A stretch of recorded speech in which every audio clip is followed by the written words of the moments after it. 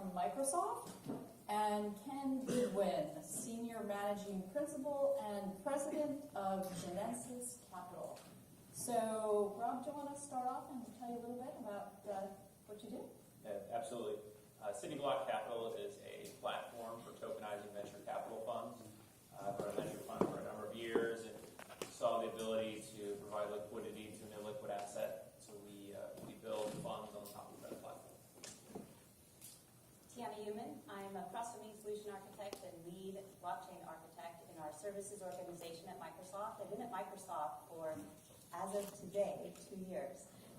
My background actually is as a researcher, technologist, and clinician prior to coming to Microsoft. And my initial interest in blockchain came from leveraging the blockchain ledger for anonymous medical IDs and portable medical records. I've had the pleasure to work across all industry verticals, hedge funds, pharma, marketing, retail, manufacturing, and finance. And I'm really excited to talk to you today about what we do. That's great. I like to work with you. Ken Goodwin, Jeanensis Capital Markets. We are an independent boutique capital markets advisory firm. We initially did start from fintech. From fintech, we went on to actually trade finance, so we did a lot of foreign direct investments. Our very first client was Jetro, the Japan Exchange Trade Organization, so we actually worked with them on a national basis. We started working on blockchain about 2 years ago as a result of our fintech clients. So we started advising some top 100 blockchain firms. We also raised capital. We also do a lot of raising, not just here in the U.S., but also in Asia marketplaces. Okay, great. Thank you, everyone. So I wanted to start off our conversation about talking about 3 areas where blockchain is influencing financial services ecosystem. And so those 3 areas really are payments, utility tokens, and security tokens. So I want to throw it off to our panel to start off with definitions and key differences of those 3 different areas. So one of you want to start off, Rob? Yeah, sure. Absolutely. When I think of blockchain, I think on this panel there's 2 distinct but important views, and one is what's happening inside of financial services companies and how are they leveraging blockchain, and what's happening to those companies and other companies that exist. So when we look at the blockchain ecosystem, I break it down into 3 main categories. The first would be payment tokens, so that's Bitcoin, Ethereum. The second would be utility tokens, as we heard the previous speaker say. It's where all this money's been raised for these networks that support different functions. And the last is the area that I work in, which is security tokens. So taking real-world assets, building them on the blockchain, providing liquidity to sectors that haven't had them before, allowing peer-to-peer transactions where they haven't existed before. So that's how I think about that, the blockchain ecosystem. Yeah, if I can add to that a little bit. Payment, just go back into the history of the actual purpose behind blockchain. Look into the actual white paper of Satoshi Nakamoto. It was based off a payment system. The goal is actually for the transactions of goods and services. And the idea is to lower cost. So when you look at the actual payment system, and I think of it from a regulatory standpoint, being a former central banker of the Federal Reserve System, I look at it from the standpoint of A and B. So let's say you are doing a transaction and you are actually the traditional ways that, A, you're going to have Rob's going to have a transaction to me, and you're going to be the actual third-party vendor. And being a third-party vendor, you're going to actually take that information, take that transaction, and it's going to require you to do some due diligence. And to do that due diligence, it's going to cause you to actually have a settlement of anywhere between 2 to 3 days. That was an actually big issue in terms of Nakamura because of the cost. Right? So when you look at the cost of that transaction, the cost was a little bit higher, and then actually it made you have a less liquidable event. So when you look at the payment system itself, I look at it from that basic core essential. In the sense of security token, you have to refer back to what happened with the actual the laws of 1946, the Howey Law. And the Howey Law basically, what that stated from, what the story behind that was that the security token itself was actually an item that was used in orchards, orange orchards, where actually the restaurant, the hotel residents was actually wanted to purchase oranges. Instead of purchasing oranges, they had land. And in that sense, they actually purchased it from the actual hotel owner. And in doing that, with the action of the security token actually caused the price a movement in the valuation of price. So in that sense, the Security Exchange Commission came back and said, defaulted back to the Security Exchange Act and said that if there's an action where it's going to have a third-party vendor that's actually going to cause an exchange in price, a valuation of that price, that can act like a security token. A utility token would be a sense where, let's say, you go to Chuck E. Cheese and you decide, hey, at Chuck E. Cheese we have a business, so we have an operation, we have a function. And you decide to do a token, and that token is offered at a discount. That can be considered as a utility token from that standpoint, because the goods and services is already developed. And because the goods and services is already developed, you're not actually raising funds through an actual token. So that's the regulatory standpoint of what it is. So I would look at it from a security token, and actually a utility token, and a payment system, which is really what it's really about, the payment system. And just to build upon the utility token, also what my understanding is with the security tokens, when there's an ICO and somebody's producing security tokens, that comes under the security regulatory laws. When we're talking about a utility token, what that means is that that token gives you access to the services that the company is distributing those tokens for. You that now have guaranteed access to the services that that company is building versus investing in getting dividends from that company. You are guaranteed that you can take advantage of the services that that company is creating. So can we talk a little bit about where are we regarding infrastructure for payments on the blockchain? Talk a little bit about where we're at regarding that. I guess I can start from an architect point of view. So at Microsoft, we are really, really excited about blockchain, and we're really looking at a much broader space in blockchain beyond cryptocurrency. So crypto is exciting, and it definitely has a place, and it is integrating with enterprise blockchain. But what we see as the very exciting part of enterprise blockchain is the data layer. And what that data layer does is it enables organizations and individuals to share data and do transactions, and to do those transactions around with logic and properties associated with how those transactions happen. And all this can happen in a trusted, secure, visible, transparent environment. And this is what we really see enterprise business excited about. Because when we look at things like our, we call dog fooding at Microsoft, our treasury, Microsoft's treasury got together with Bank of America and Merrill Lynch, because when we went from a licensing product company to a cloud company, what happened is we had maybe 8 partners to now we have over 600,000 partners at Microsoft. And so we needed to create a standby letter of credit for them. And in order to do that took 3 to 5 weeks for us to issue a standby letter of credit to onboard our partners. And we went through and we looked at all the redundant processes and inefficiencies, and we were able to reduce that process leveraging blockchain, the data layer of blockchain, to 3 days to onboard a partner. So these are the types of initiatives that we're involved with enterprise customers about building that end-to-end solution, not just the blockchain ledger, but the data ingestion, the data storage, the data reporting, all of that end-to-end solution that enables things like going from 3 to 5 weeks to do a standby letter of credit to 3 days. If I can add to this, because that's actually a good point there. When I sat on the Basel II Pillar 2 committee, this conversation, the data layer, data management, it's been a discussion that was part of the Basel II Pillar 2 function committee that we had in Asia. So part of Basel II Pillar 2 is looking at what they call the supervisory review process. And she smiles at me, because that's an operational risk process, which is all about data management, data layering, and data pooling. And one of the biggest challenges that we had was, how do you actually collect data that's actually available and data that's not available? And the key behind that was because the data that was not available had value, and that value had a direct impact to capital adequacy. So the idea was to have the right systems in place, have the right infrastructure in place, start from a top to bottom approach, because traditionally the approach was bottom up, bottom to top. But we wanted to make sure that senior management as well as board management understood the importance of operational risk, but also the importance of information technology and how that would actually address and have an impact on some of the risk that was occurring on an enterprise level. So those discussions were happening 10 years ago. Now what you're finding now, as you mentioned, is trickling down to institutions, and they start to apply it to the operations, which is very critical. I think what's interesting happening in payments specifically is how it's affecting the traditional securities markets that we have.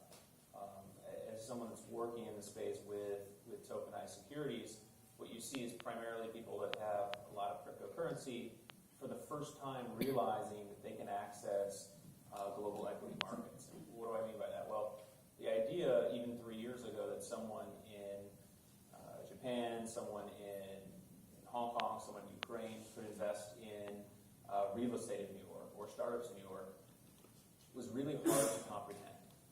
We saw this, through AngelList, right? I mean, AngelList was a failure to democratize startup investment, and it happened because the pipes being Bitcoin, Ethereum, cryptocurrency, didn't exist then. And so now people, for the first time, understand that there are no walls, there are no borders for investing, and it allows them to move money anywhere they want. And I think what will be interesting to watch in the payment side is that as institutions start moving to tokenized securities, I think what they'll find is they'll say, why am I sending a wire to make this investment when it's so much easier to use this Bitcoin and Ethereum? So I think as institutions move into security tokens in that area, you actually could see a larger demand for payment tokens from those institutions. And just to build on that, a passion of mine is and what I'm so excited about leveraging this technology across the globe is the whole idea of the unbanked, the whole idea of 1.1 billion people on the planet that don't have an identity. This changes everything for those people. So somebody that has a 20 by 20 plot of land in an emerging economy that has never been able to participate in the economy in the past, as far as insurance for flood or drought, can now do so through these tokens. They can pay the equivalent of an extra dollar to buy insurance, and because of leveraging the blockchain layer and because of its efficiency and the friction that it removes, it enables for both the insurance company to make money and the person who has never been able to participate in the economy before and protect their land from flood insurance to do so. So it's this incredible win-win situation, and I think it's just tremendously exciting. It'll allow them to access the futures market too, right? That's right. To lock in prices today, just like farmers do in the U.S. Exactly. To provide them a more stable income. Absolutely. Very exciting. So can we actually talk a little bit more about security tokens? I know there's so much talk in the press about tokenizing real assets, and it's a multi-trillion-dollar market. So can we talk about what kind of infrastructure are we going to see, or what type of infrastructure do we need to be able to do this? Sure. I think first of all, to do this, you have to have the ability to issue these tokens, right, as we call them. And in a way, I hate using the word security token. I think that today, if you buy a share of Apple, you don't say, I bought a share of Apple electronically on the DTC, right? You say, I just bought a share of Apple. And I think that we started out with paper share certificates. Now we have an electronic representation. And I think the next step is digital. I think today we're referring to those as security tokens, and I'll continue to use that because I think it's easier to understand. But I think ultimately all assets will move into this digital format. And so to do that, we have to have the infrastructure to support it. And the infrastructure to support it is platforms that can help people issue, so people to write the technology, the smart contracts, the marrying, if you will, of legal terminology and code. That's part of it, and then places to trade these securities. So certainly public securities today, I believe, will move over to this digital format, and they'll trade where they do today, the New York Stock Exchange, the NASDAQ. But what will be really interesting is all the private securities that exist today. So the private securities being venture capital funds, real estate, private equity funds. How do we suddenly provide liquidity to these assets that have never had them before? And how do we have a market that can trade them under the regulatory compliance that exists in the U.S.? I think that the chair of the SEC, Jay Clayton, was very clear when he said, we're not going to do violence to the current definition of a security. And so what does that mean? Well, it means we have to work within the framework that exists today. And so it's building the infrastructure to support that. I think there is one loosely that works today. I think that'll be improved upon as more and more of these assets move onto that framework.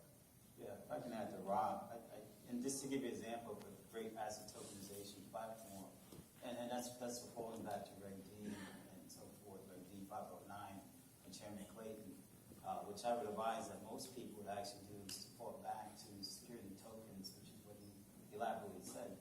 But I think a part of it has to do building your actual community itself. So part of that whole application system is getting the right community in place. Of course, you also need to have the right design in place. I'll give you an example of a client that we work directly with, where they're actually doing a true asset tokenization.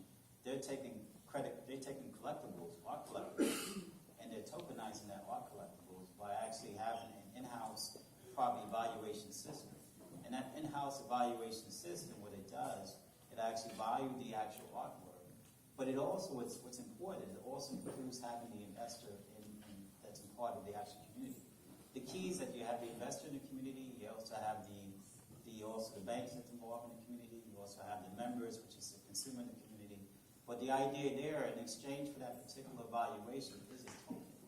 And that token is owned by the actual consumer, but also owned by the actual investor itself. The key is that transaction between that actual artwork, as the artwork is valued, but it also gets sold to the marketplace. In return of that, once it's sold to the marketplace, a portion of that goes into the investors, another portion of that goes back into the consumer. The consumer has the opportunity to actually resell that token back into the exchange market. So what you do is one of two things. You also create price, and you also create efficiency. The efficiency is the actual transaction itself. The price has already been established, and you have a couple layers of liquidity. So that's one type of asset tokenization. The key there in doing that is not just the asset tokenization itself, it's the impact that's going to have on the balance sheet of each different members, which is what we don't talk about enough within the blockchain community. So that transaction shows that it was an impact, but it also has an impact with each balance sheet. So if I'm a bank and I'm an investor in this particular project, banks, because that is considered to be, and I agree with you, Rob, a digitized asset, which I think is where we're going at. That's a digitized asset. I don't like to use the word cryptocurrency because technically it's not really a currency. Or it could be a crypto asset. But it's a digitized asset. So that bank, by bank laws, have to decide what to do with that asset. That asset could be a tradable asset. It has to be a held to maturity, available for sale. It could be a traded security. Or they have to look at that and put some collateral to it. So they have to dig into their actual reserves and reserve that particular security. So these are the questions that we have to bring on when we say asset tokenization.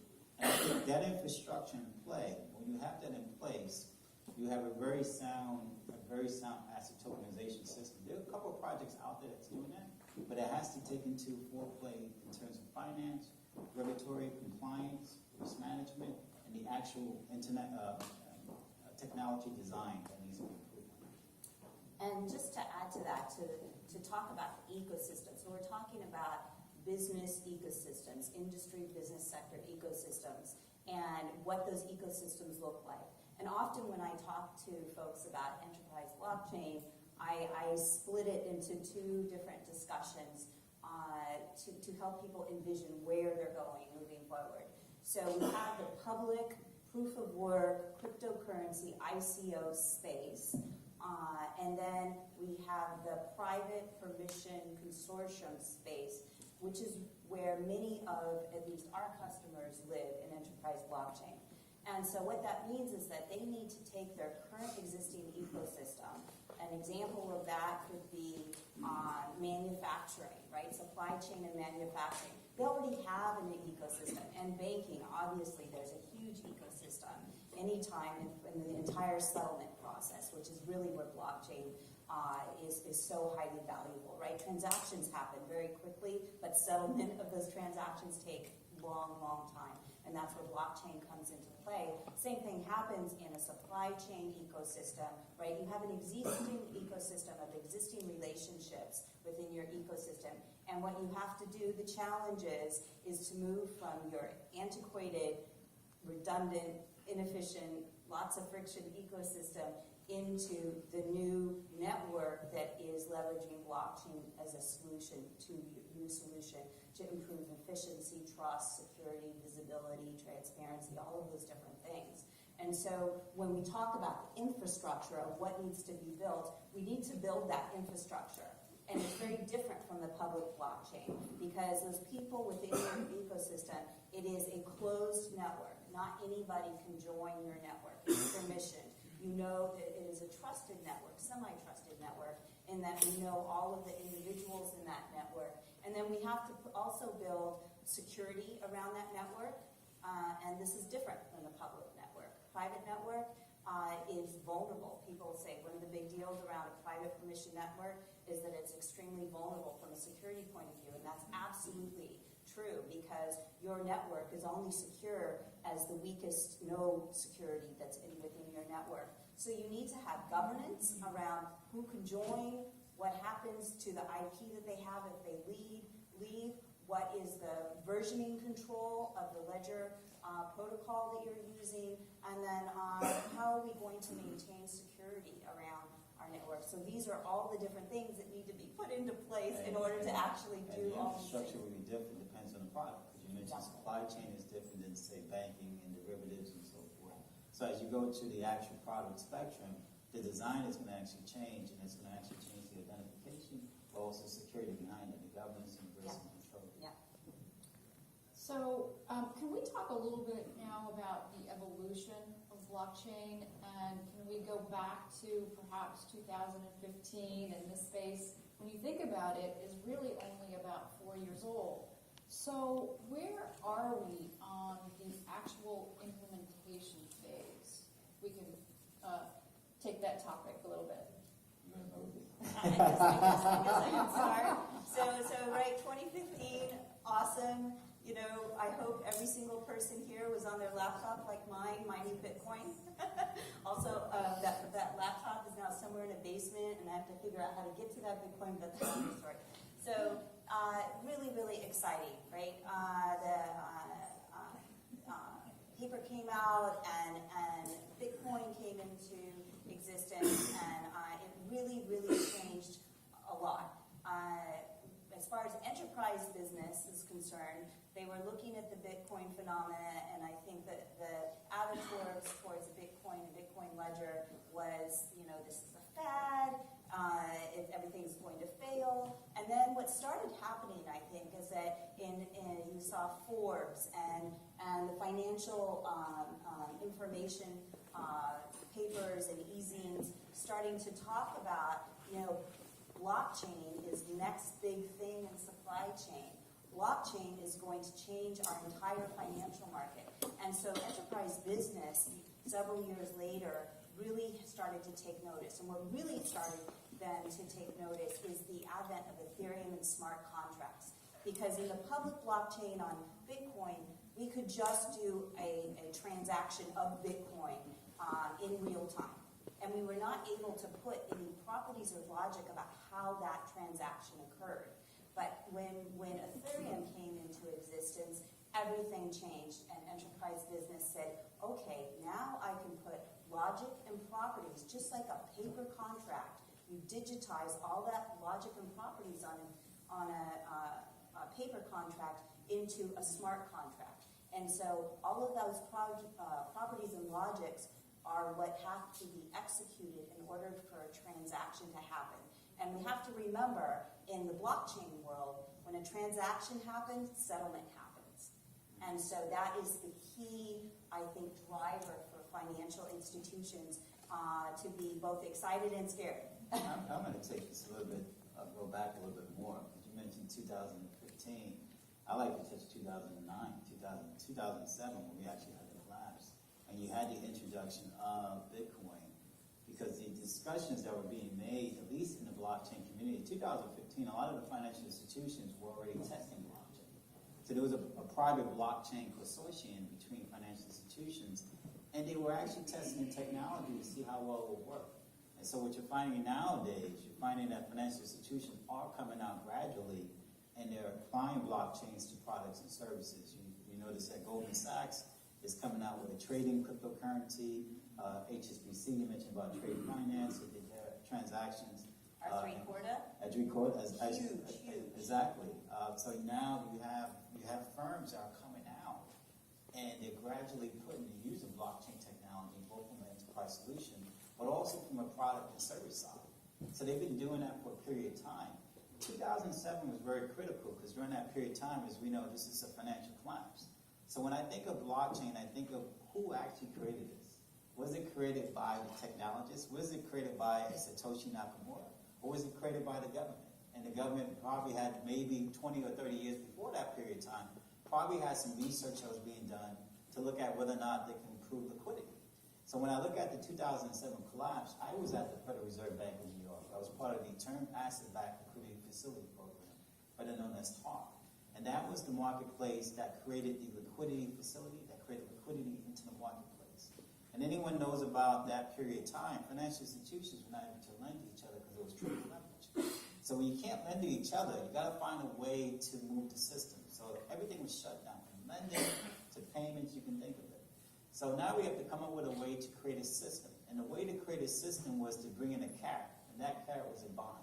So if you exchange that carrot to a digital asset, you can kind of do it the same way. So the bond would be an actual cryptocurrency.